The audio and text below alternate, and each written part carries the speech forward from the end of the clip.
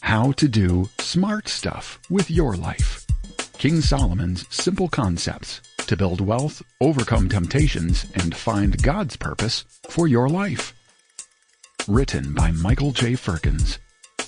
Narrated by Dan Winiarski. Produced by Winbox Audio.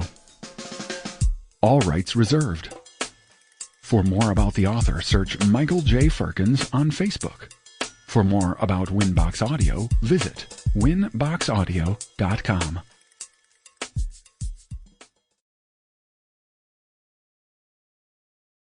Introduction. Words are incredibly powerful. Michael, because of insubordination, your employment here is terminated, effective immediately. Wow, it's crazy how just a few words can instantly change everything.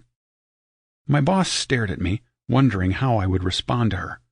I had barely settled into the chair she led me to in her small bank manager's office before she spoke, and I was completely shocked.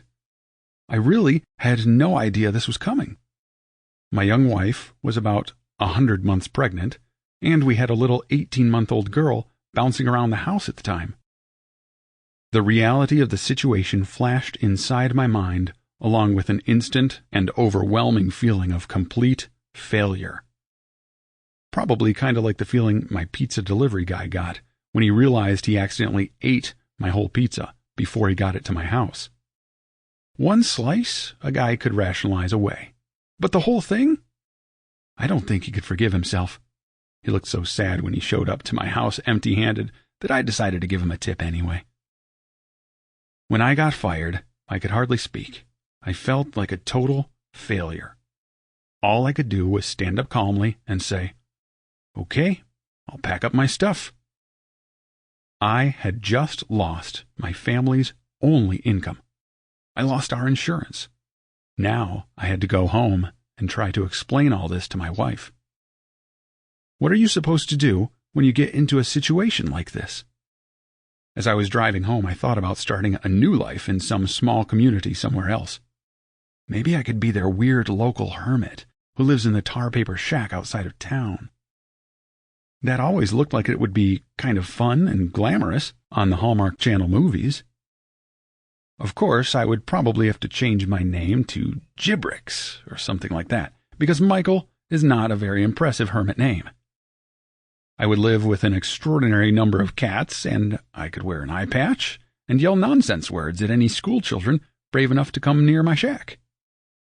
I drove to the dollar store to see if I could find an eye patch, but by the time I got there, I decided that the hermit lifestyle wasn't a realistic option for me, mostly because I had no idea how to acquire a tar paper shack. I finally decided I would walk through my front door and fake a heart attack or some other mysterious death. Then, after I let Jessica, my wife, pray me back from the dead, she would be so happy that she wouldn't care about the whole losing the job thing. I already had lots of acting experience as a young father, pretending to be asleep to avoid changing diapers in the middle of the night, so I was confident I could pull it off. If nothing else, it was a good backup plan in case the extremely pregnant lady freaked out on me. It's hard to describe how I was feeling that day. The whole situation was just completely embarrassing for me. No one in my family had ever been fired from a job before, as far as I knew. Dad always kept his jobs. Grandpa worked at the same place for like 160 years, so he knew how to keep a job too. I might be the first Firkins of all time to have failed like this. At least that's what I was thinking to myself. All of the wind was completely knocked out of my sails. I went through a wide range of emotions during the next few days. Jessica was very sweet and encouraging to me, and I picked up another job on a farm right away. That helped to boost my morale quite a bit, but still I was a complete mess psychologically. All kinds of thoughts ran through my mind, including, of course, every reason why my old managers were bad people who had tried to ruin my life. I knew deep down what had led to my firing, but it's a lot easier to blame them. Thinking back, Sample complete. Ready to continue?